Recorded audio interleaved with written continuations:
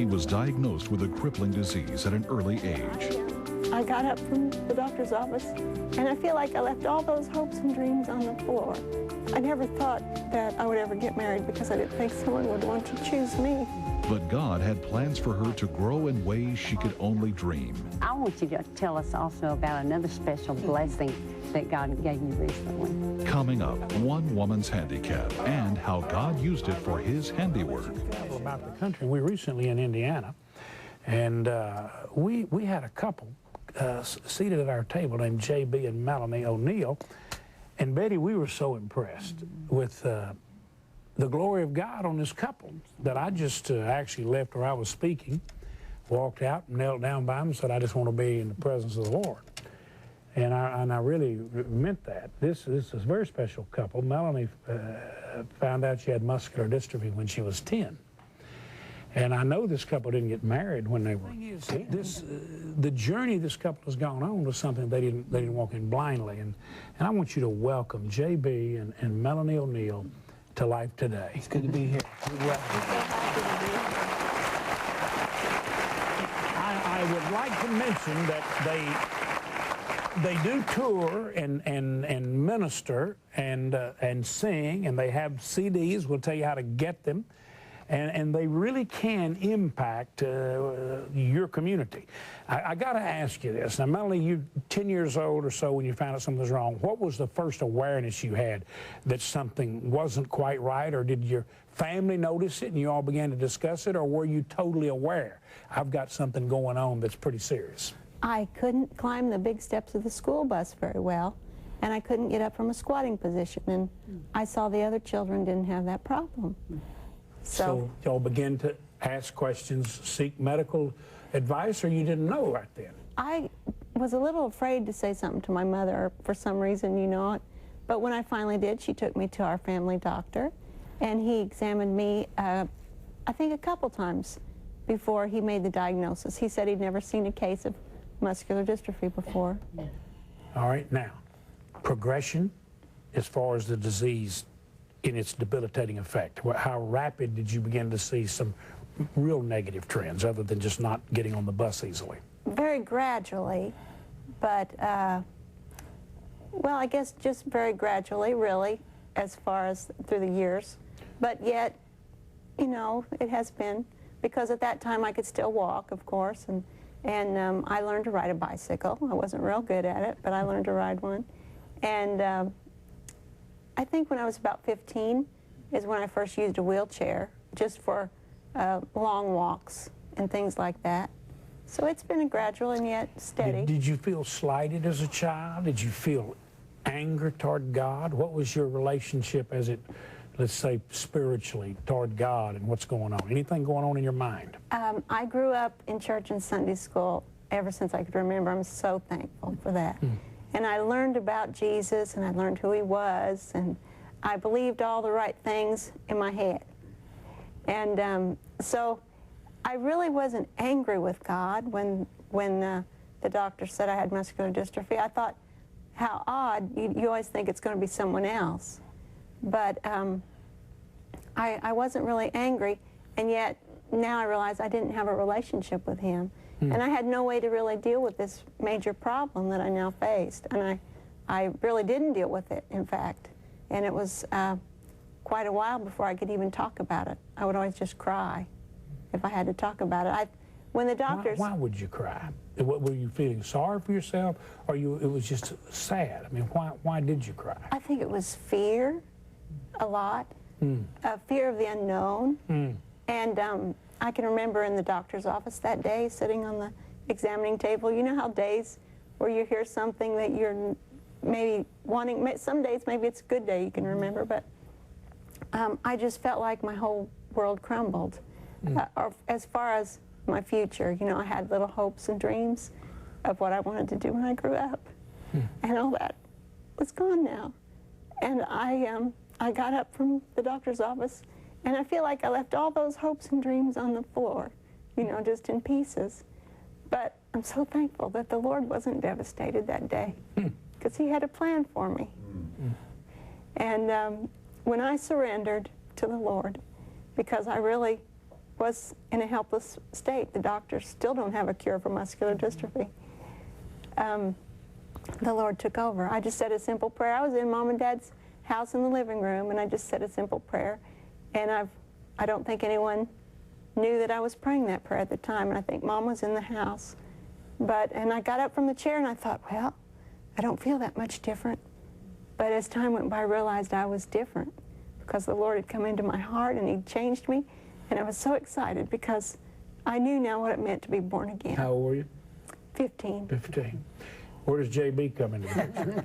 That's what we've all wondered, isn't it? He's been wondering that all afternoon. I prayed that God would bring a godly and a virtuous woman into my life. Not God give me one, but God, if you're all-knowing, you already know who she is. Don't help me pick one, you pick her. So I was in a restaurant just a few weeks after that, and this man pulled up in a yellow LTD, and he got out, and his wife got out, and he went to the back of the car, and he opened it up, and I have trouble talking about it, but he picked a beautiful young lady up and stood her up, and he picked her up and he carried her to that restaurant. And when I saw her, Betty, I knew that that was the woman I was going to marry. And I just thought, well, yeah, I'm a new Christian, and I used to not be scared of girls, but all of a sudden, it's more serious than, hey, baby, do you want to date? So I left the restaurant, and then I said, well, God, I'll never meet her again. And it was just a few weeks later that I went to visit a church with some friends of mine, and there she was, and I changed my membership, and I let her know that I was interested in her, and she let me know that she was not interested in me, and that was not God's plan for her life. So I'd send her cards and letters. Did James do all this? I mean, I'd send her cards and letters, and I'd call her on the phone. This was before they had anti-stalking laws. So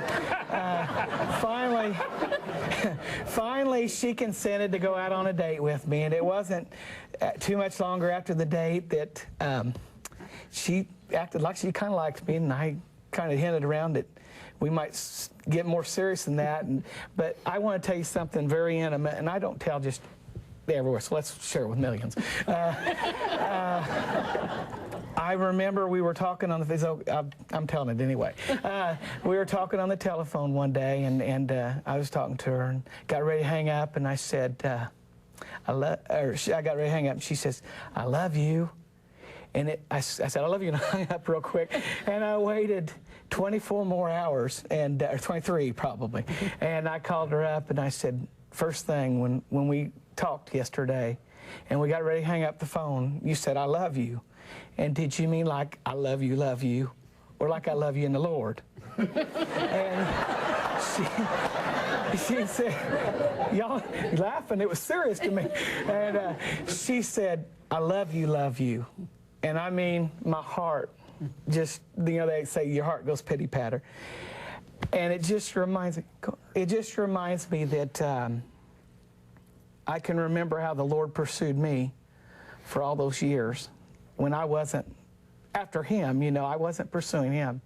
And all those times that He protected me in my life when things weren't going well, and I should have been all right's dead. I mean, had no right to, the life I was living did not bring promise. But I can remember that it just must be what His heart feels like the first time we look up at Him and say, I love you. And that's the kind of man of God I want to be. I want to be a man that says, if y'all are watching or I'm by myself, I want to say, I love you, because of what He's done for me. Amen. Let me ask you, JB, you married her how long after you found this? Just as quick as I could. And you knew she was battling the disease. Right. Was she already in a wheelchair some then? She was carried in a lot, and she couldn't walk for practical purposes. And but June 7th, 1985, her daddy carried her down the aisle, and he literally handed her to me. And, you know, talking about giving your daughter away, he gave her to me. And I like to say this because nobody else can say this, but she could stand just a little bit better then, and I like to say that I stood her up at the altar. And we said, I do, and we meant it, and we did, didn't we, honey? And How long ago is that? That's been 18 years now. And it's been a great 18 years. That's how long you love you. All right. Now, you tell me, Melanie, what What does he mean to you? Does he have to help you a lot? He sure does. I'm very dependent, and God's grace in my life has made it really easy to forget how dependent I am. I have wonderful parents who loved me and cared for me, and never made me feel like a burden. And so that's been wonderful, but I never thought that I would ever get married because I didn't think someone would want to choose me. And especially as the years went by and I became more dependent on someone to help me. So I really questioned him when he started hanging around. Yes, you did. What does he really want? But he is such an example of the love of Jesus in my life. You both are. Don't you? Do you see Jesus in this couple?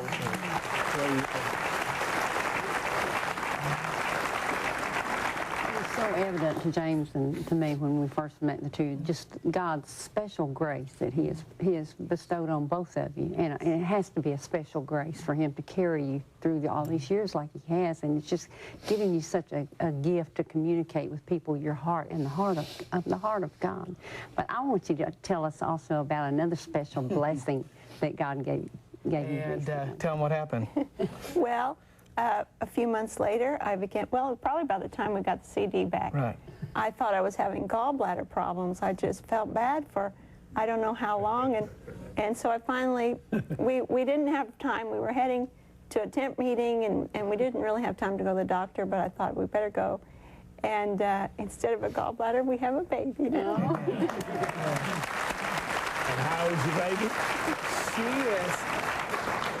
She's just a little short of being 8 months old, and she's purty like her daddy. She is. Oh, God. I'm telling you what. I just thank you for both of you showing us Jesus so clearly.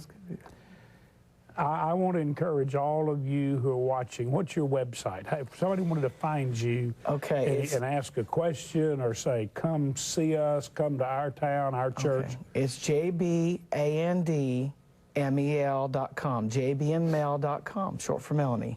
All right. And you have your CDs available, It's available. And testimony on video.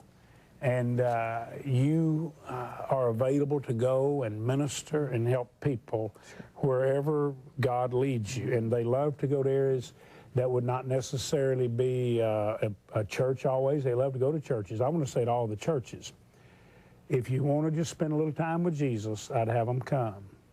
But if you have them come, take good care of them. I think you travel and do you have a little motor home? We have a bus. You have some work on the bus. Well, I'll tell you what, Betty and I are going to send you a check to help some, just personal. And I want that address there, I want you to help them. Some of you may want to help them very, very significantly. And then I want you to, whenever they come your way, I want you to help them. I've not seen a couple in which I see Jesus any more clearly. I believe this is sustaining grace, and you see Jesus. Do I understand why one would leap up and another wouldn't? No, I don't. And sure, I want them all to walk. But I'd rather not walk and walk like them. I'd rather not walk and live like them. I want the world to know what I see in this couple. I want the world to know the Jesus that's alive in them, the grace that is so evident, the glory that is so undeniable. That's the reason I ask them to come. I say to you all over the world, Jesus Christ is so real. He is so awesome. He is so great. And he loves you so much. If you'd give him a chance to come into your life and to give you a new heart and to take you by the hand and to show you how to live.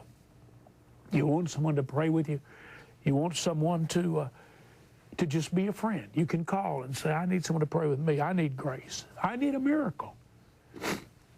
But God wants to give you this kind of grace. But don't hesitate to call and say, I want it. Don't you appreciate this couple? Do all of you in this audience?